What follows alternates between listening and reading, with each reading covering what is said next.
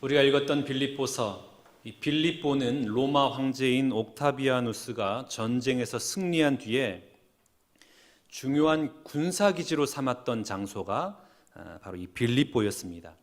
그래서 이 전쟁에서 공을 세운 퇴역 군인들을 빌립보로 이주시키고 그곳에서 살게 하고 그들에게 또 빌립보 지역의 사람들에게 로마 시민권을 줬습니다. 로마 시민권을 주니까 빌립보 사람들이 얼마나 좋아했겠어요. 로마의 언어를 쓰고 로마식으로 옷을 입고 로마의 풍습을 따랐어요. 그래서 빌립보에 있는 그 사람들은 너나 할 것 없이 다 로마 시민권을 받고자 사모했습니다. 야, 나도 로마 시민권 있으면 얼마나 좋을까? 나도 얼마나 폼나게 살 수 있을까? 로마 시민권을 사모했단 말이죠. 그런 그 시민들의 그 마음이 빌립보 교회 안에도 들어온 겁니다. 그래서 우리 하나님이 사도 바울을 통하여 빌립보 교인들에게 이렇게 말씀을 하고 있는 거예요. 27절 말씀에 오직 너희는 그리스도의 복음에 합당하게 생활하라. 합당하게 생활하라 라는 이 말은 여러분이 가지고 있는 그 성경 보면 각주가 있어요. 2 또는 3으로 이렇게 괄호해가지고 각주가 있습니다. 그러면 성경 제일 밑에 내려오시면 그 풀이가 있어요. 합당하기가 뭐냐? 거기에 보면 뭐라고 기록되어 있습니까? 또는 시민 노릇 이렇게 기록되어 있어요. 시민 노릇. 그러니까 복음에 합당하게 생활한다라는 것은 어떤 의미입니까? 하나님 나라의 시민 노릇 하면서 살아가라. 로마 시민권을 사모하고 로마 시민으로 살아가는 것을 즐겨하는 것과 같이 하나님 나라의 백성된 너희는 하나님의 그 시민 노릇해라. 하나님 나라의 시민 노릇해라. 그것을 말씀을 하고 있는 것입니다. 자, 그렇다면 천국 시민 노릇한다라는 것은 어떤 의미일까요? 오늘 본문 27절 말씀을 다시 한번 봐보겠습니다. 오직 너희는 그리스도의 복음에 합당하게 생활하라. 이는 내가 너희에게 가보나 떠나 있으나 너희가 한 마음으로 서서 한 뜻으로 복음의 신앙을 위하여 협력하는 것과 하나님 나라의 시민 노릇한다라는 것 첫 번째는 뭐냐면 한 마음과 한 뜻으로 협력하는 것입니다. 복음을 위해서 협력하는 것, 이게 바로 시민 노릇하는 것입니다. 여기서 말하는 협력이라는 것은 전쟁 용어를 썼어요. 일부러 전쟁 용어를 썼습니다. 그러니까 오늘 하나님께서는 천국 시민 노릇한다라는 의미로 한 마음 한 뜻으로 협력한다라는 것인데 이것은 마치 전쟁터에 나가는 병사들이 단결된 마음을 가지고 똘똘 뭉치는 것과 같은 그러한 협력으로 서로 협력해라. 이것을 말씀하고 있는 겁니다. 예전에 그 예능 프로그램인 집사부일체라는 프로그램이 있었습니다. 지금도 아마 방영하고 있는 걸로 알고 있습니다만 이때 대테러 작전 훈련한 적이 있어요. 3인 1조가 되어서 적진에 침투하는 그런 훈련입니다. 3인 1조가 되어서 적진을 침투할 때에 제일 중요한 것이 있는데 그게 무엇인지 아세요? 서로를 믿으라는 거예요. 그러니까 본인이 담당하고 있는 곳만 주시하라는 거예요. 혹시 다른 곳에 적이 있으면 어떻게 할까? 그거 생각하지 말고 본인이 담당하는 곳만 봐라. 다른 곳은 너의 동료가 그곳을 지키고 있을 터이니 너는 그곳 신경 쓰지 말고 네가 담당하는 곳만 봐라. 그러면서 하는 말이 있어요. 3인 1조에서 이 제일 중요한 게 뭐냐? 서로를 믿는 거라는 거예요. 내 동료가 나를 지켜줄 것이라는 것을 믿어라. 다시 말하면 내 생명을 동료에게 맡기라는 거예요. 그러니까 아예 맡겨놓고 나는 내 가야 할 길, 내가 봐야 할 곳만 보면서 앞으로 나가라는 거예요. 자신의 목숨을 맡기는 것. 한 마음과 한 뜻으로 협력하다라는 의미는 어떤 의미냐? 바로 이런 것이에요. 자신의 목숨을 동료에게 맡기는 거예요. 신뢰하는 거예요. 그리고 내게 주어진 삶을, 내게 주어진 사명을 감당하면서 나아가는 것, 이게 바로 한 마음과 한 뜻으로 협력한다라는 겁니다. 그런데 목사님, 제가 어떻게 그 인간을 믿어요? 제가 어떻게 그 인간을 믿고 제 목숨을 맡겨요. 나와 생각이 다르고 가치관이 다르고 삶의 방식과 태도가 다른데 어떻게 그 인간에게 내 생명을 맡길 수가 있습니까? 저는 못 맡깁니다. 저는 못 믿습니다. 개성이 있잖아요. 각자의 개성. 개성이 뭡니까, 여러분? 개 같은 성질. 개성이에요. 성질이 아주 고약해요. 그러니 협력할래야 협력할 마음이 안 생기는 거예요. 어떻게 그 사람과 제가 협력합니까? 저는 협력 못합니다. 여러분, 사탄은 천국 백성들, 하나님 나라의 시민들을 무너뜨리기 위해서 온갖 방법을 동원하는데 특별히 분열의 책동을 일으킵니다. 아담과 하와를 분열시킬 때에도 동일한 일들을 했지 않습니까? 아담이 뭐라 그래요? 저 하와 때문에 제가 선악과 먹었어요. 저는 안 그러려고 그랬는데 하와 때문에 제가 선악과를 먹었습니다. 서로 책임 전가를 하는 것이죠. 애굽에 종살이하였던 이스라엘 백성들을 출애굽시켰습니다. 홍해가 갈라졌어요. 밤에는 불기둥으로, 낮에는 구름기둥으로 인도했어요. 반석을 열어서 그곳에 물이 나와요. 메추라기를 먹고 만나를 먹어요. 그런데 이스라엘 백성들의 태도는 어때요?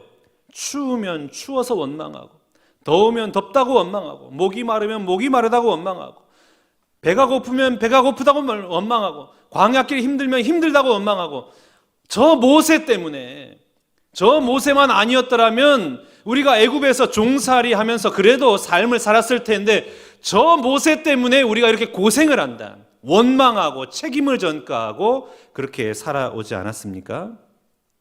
은사를 많이 받았던 고린도 교회를 한번 봐보세요. 얼마나 은사를 많이 받았는지. 그런데 그 은사 때문에 파벌이 생긴 거예요. 아볼로파, 바울파, 게바파, 예수파.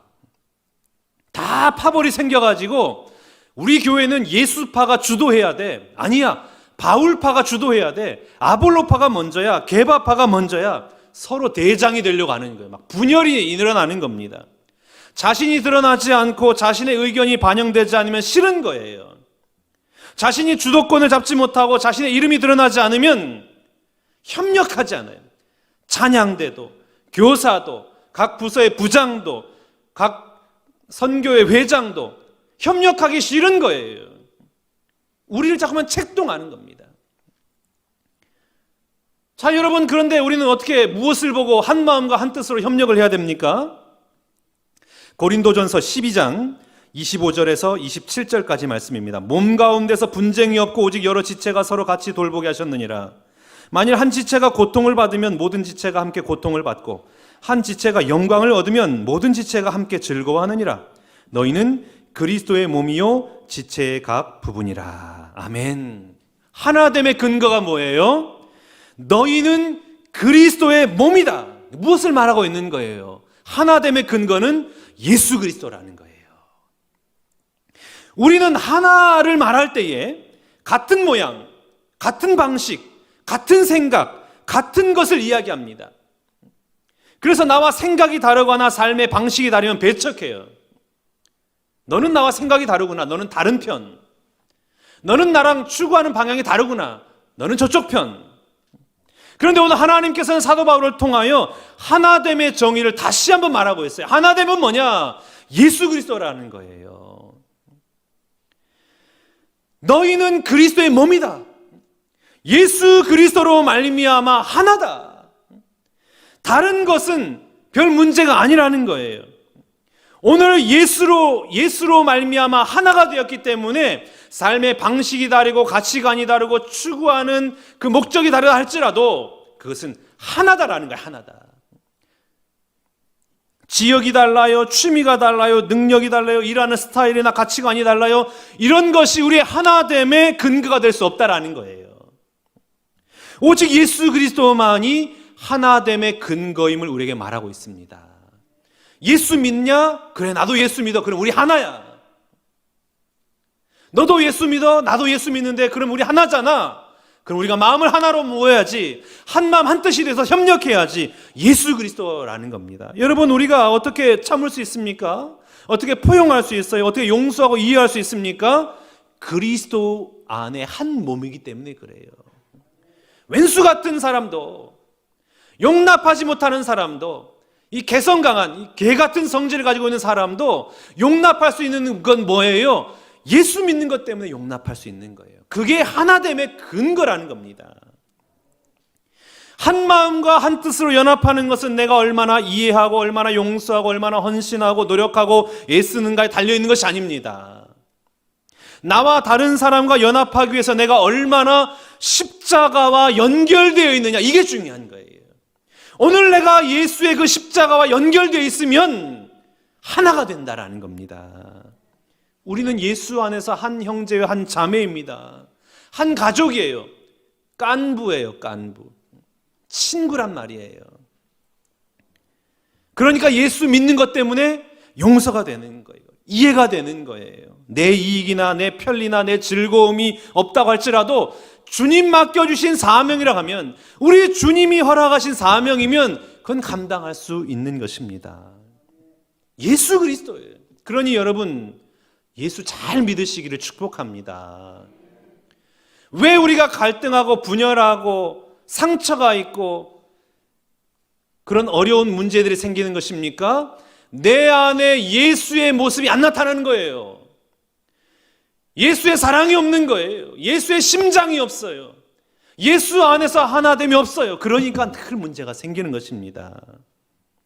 예수 안에 한 형제자매된 우리가 서로 협력해서 마음을 같이하여 서로 도와주고 서로 위로해주고 서로 유익을 주는 삶을 살아갈 수 있기를 주님의 이름으로 축복합니다. 서로 협력해서 아름다운 가정 이루고, 서로 협력해서 아름다운 공동체 이루고, 서로 협력해서 아름다운 교회를 만들어 나가고, 서로 협력해서 하나님의 복음을 증거하고, 서로 협력해서 세계 선교를 감당하고, 서로 협력해서 새로운 시대를 변화시켜 나가는 그런 믿음의 일꾼들 다 되시기를 주님의 이름으로 축원합니다. 하나님 나라의 시민 노릇한다라는 것은 한 마음 한 뜻으로 협력하는 것입니다. 예수 그리스도. 두 번째는 무엇이냐? 복음을 위하여 고난받는 것도 두려워하지 않는 겁니다. 28절 말씀 봐보겠습니다. 무슨 일에든지 대적하는 자들 때문에 두려워하지 아니하는 이 일을 듣고자 함이라. 이것이 그들에게는 멸망의 증거요 너희에게는 구원의 증거니 이는 하나님께로부터 난 것이라. 무슨 일에든지 대적하는 자들 때문에 두려워하지 말아라.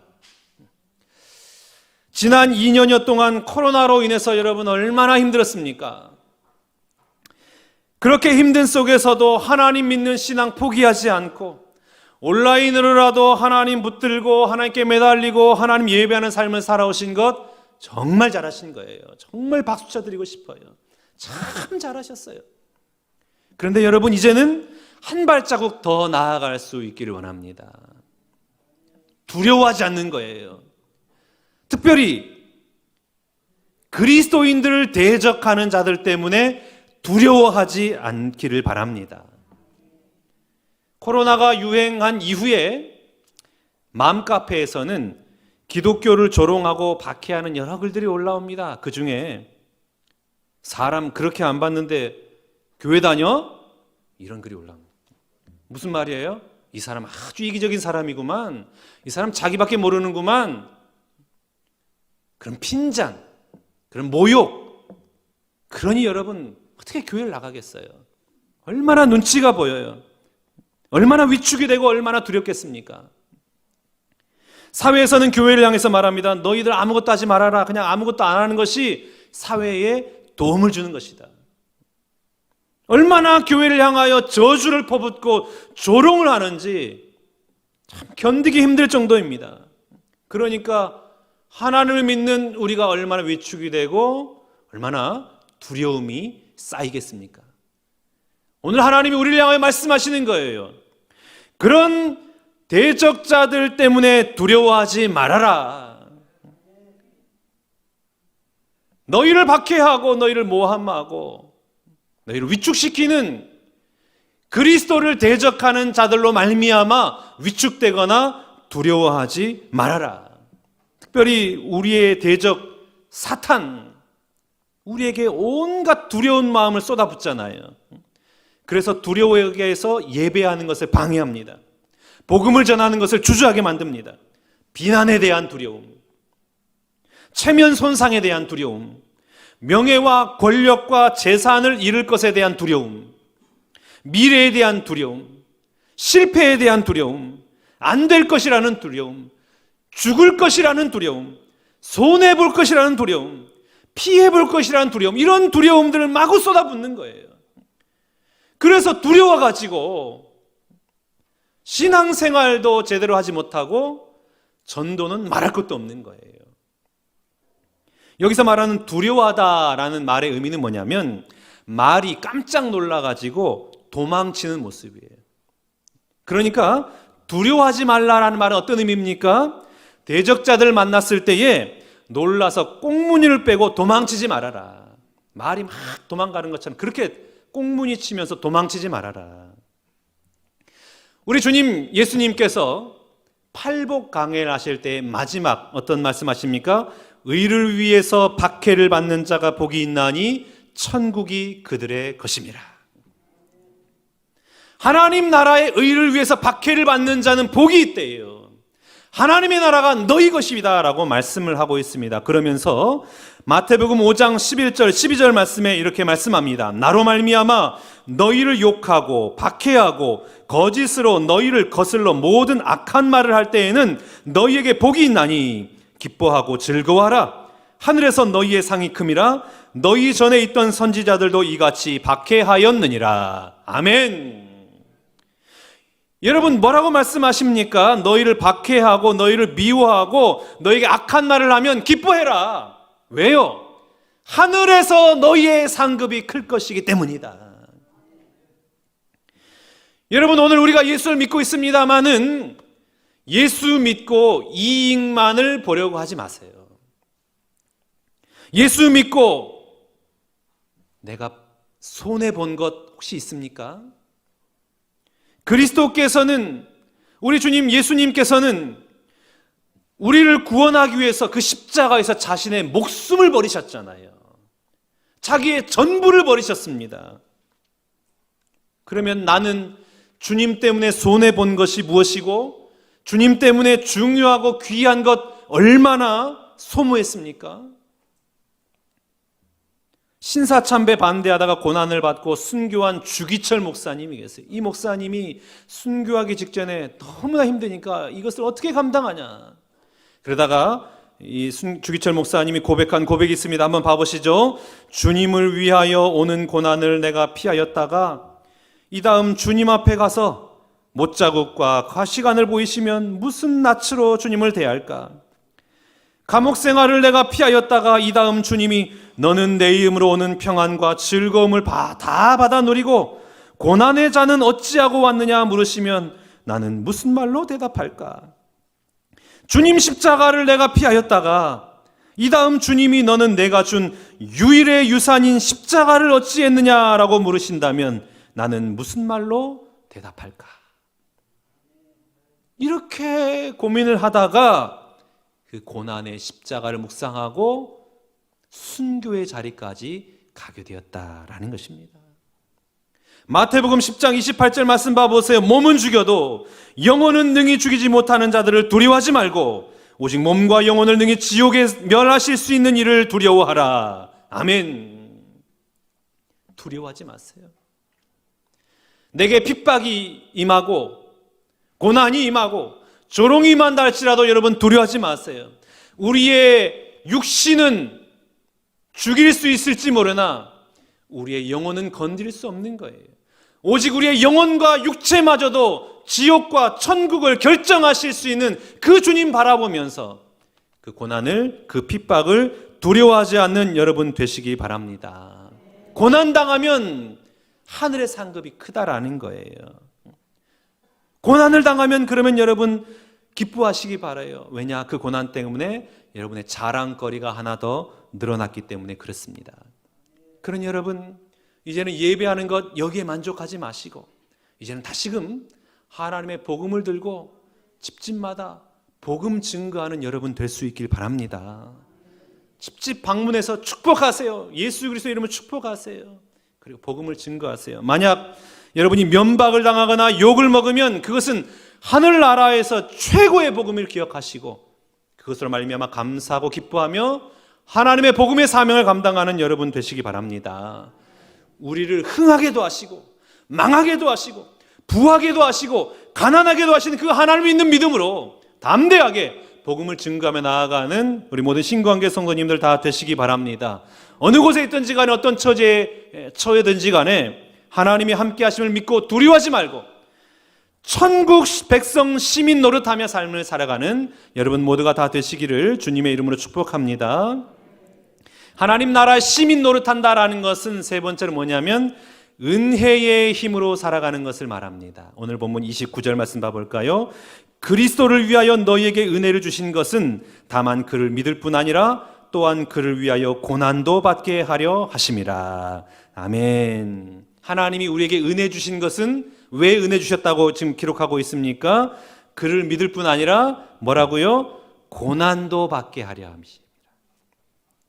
은혜 주신 것은 고난을 이겨내게 하기 위해서 은혜를 주셨다라는 겁니다. 다시 말하면 고난을 이기는 최고의 무기는 무엇입니까? 은혜라는 거예요. 사도 바울에게는 육체의 가시가 있었습니다. 얼마나 힘들게 했던지 사도 바울은 이것은 사단의 사자다라고 고백할 정도로 너무나 힘든 거예요. 그러니까 하나님 앞에 기도합니다. 매달립니다. 간구합니다. 하나님 제발 이 육체의 가시 좀 제거해 주세요. 주여 고쳐주시옵소서. 왜 저에게 이런 고난을 허락하셨습니까? 이 육체의 가시 때문에 복음 증거도 할 수 없을 뿐더러 이 육체의 가시 때문에 하나님의 영광을 가리우니 제발 이 고난의 잔을 제게서 옮겨주시옵소서. 기도한 거예요. 이 기도에 우리 하나님이 반응하십니다. 고린도후서 12장 8절 9절 말씀 봐보겠습니다. 이것이 내게서 떠나가게 하기 위하여 내가 3번 주께 간구하였더니 나에게 이르시기를 내 은혜가 네게 족하도다. 이는 내 능력이 약한 데서 온전하여짐이라 하신지라. 그러므로 도리어 크게 기뻐함으로 나의 여러 약한 것들에 대하여 자랑하리니 이는 그리스도의 능력이 내게 머물게 하려 함이라. 아멘. 사도 바울이 육체의 가시 떠나게 해달라고 하나님 매달리고 붙들고 기도합니다. 하나님 제발 좀 떠나가게 해주옵소서. 3번이나 간청을 해요. 간구해요. 매달렸어요. 그런데 하나님이 그에게 응답 주신 것은 뭐냐? 육체의 가시를 빼준 게 아니에요. 육체의 가시는 그대로 있어요. 그런데 사도 바울이 육체의 가시에만 집중하고 있는 그 시선을 하나님의 은혜로 옮겨주신 거예요. 바울아, 지금 네가 힘든 것은 육체의 가시만 바라보고 있으니까 네가 힘든 건 아니냐? 네가 혹시 너에게 준 하나님의 은혜를 잊어버린 것 아니냐? 은혜를 봐라. 내게 주신 은혜를 묵상해라. 그 은혜를 묵상하면 그 육체의 가시는 오히려 너에게 은혜가 되는 것이란다. 그 말씀하고 있는 거예요. 그러니까 사도 바울이 뭐라고 고백합니까? 그리스도의 능력이 내게 머물게 하려 함이라. 나의 연약한 것을 오히려 자랑함이라. 약할 곳 그때에 강함이라. 사도 바울의 시선이 육체의 가시가 아니라 고난이 아니라 하나님의 은혜로 바뀌어지니까 그의 삶이 능력의 삶으로 바뀌어지더라라는 말씀입니다. 여러분, 하나님 나라 시민 노릇한다는 것은 어떤 의미냐? 내게 주신 은혜를 회복하는 거예요. 나에게 주신 은혜가 뭔지를 회복하는 거예요. 죽을 수밖에 없는 죄인인 나를 지명하여 부르시고 천국 백성 삼아주신 것, 구원의 은혜 허락하신 것, 그것만 회복하더라도, 구원의 감격만 회복하더라도 어떠한 환난과 어려움과 모진 풍파가 다가온다 할지라도 감사할 수 있는 거예요. 능히 이겨낼 수가 있는 거예요. 그러니 여러분, 하나님이 주신 그 은혜를 회복할 수 있기를 도전합니다. 그 은혜를 볼 수 있는 믿음의 눈이 열릴 수 있기를 축복합니다. 은혜의 눈이 열려야 돼요. 내게 주신 은혜가 무엇인지 그것을 볼 수 있는 그 눈이 열릴 수 있기를 축복합니다. 은혜의 눈이 열리지 않으면 불행한 인생이 돼요. 왜 그렇습니까? 우리 인생사라는 것이 얼마나 때때로 변합니까? 상황과 환경이 바뀌고요. 사람이 바뀌고요. 그러니까 그때마다 시험에 들어요. 상처를 받아요. 넘어져요. 좌절해요. 낙심해요. 실망해요. 왜 그렇습니까? 은혜가 없으니까. 그런데 은혜 안에 머물면, 그 은혜에 고정하면, 내 시선을 하나님 앞에 맞춰드리면 그 어떤 상황 속에서도 하나님 앞에 감사할 수 있고 찬양할 수 있고 믿음으로 승리하는 삶을 살아갈 수가 있는 것입니다. 사랑하는 여러분, 은혜 안에 머무시기를 축복합니다. 은혜를 기억하고 은혜에 감격하는 사람이 믿음의 사람이에요. 은혜를 기억하여 그 은혜를 회복하는 사람은 사탄이 도전하지도 못하고 사탄이 만지지도 못하는 법입니다. 왜 그래요? 은혜가 사탄이 들어오는 길을 미리 다 원천 차단해 버리기 때문에, 하나님의 은혜로 둘러싸여 있기 때문에 사탄의 시험을 받지 않는 법입니다. 그래서 성경의 인물들 봐보세요. 하나같이 하나님의 은혜를 구합니다. 욥기 33장 26절 봐보세요.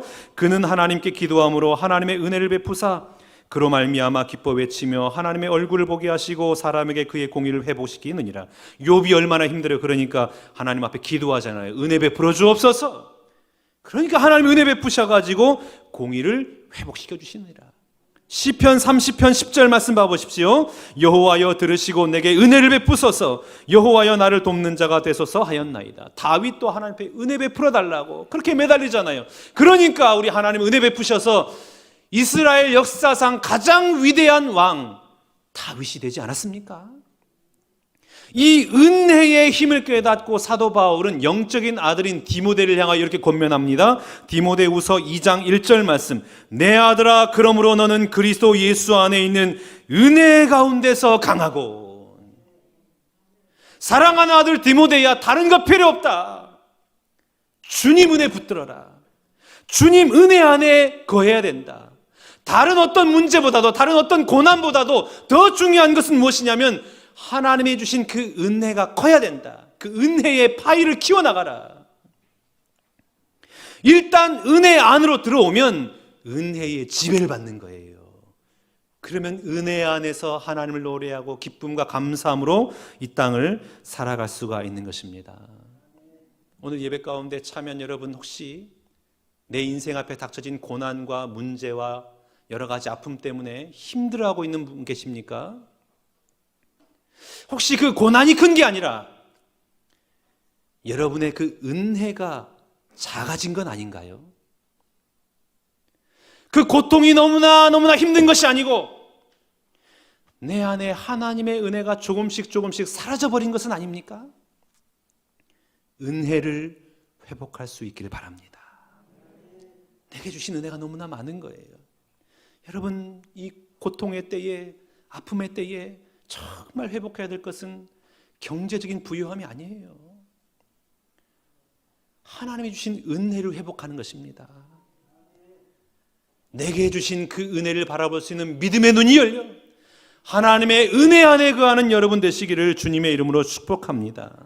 그러면 여러분의 삶은 이 세상이 줄 수 없는, 하나님만이 줄 수 있는 참된 기쁨과 평강의 삶이 되어 매일매일 노래하며 기뻐하며 감사하며 늘 평강이 충만한 삶이 될 줄로 믿습니다.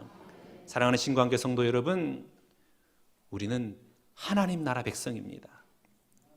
하나님 나라의 시민답게 시민 노릇하며 이 땅을 살아갈 수 있는 우리 모두가 다 될 수 있기 원합니다.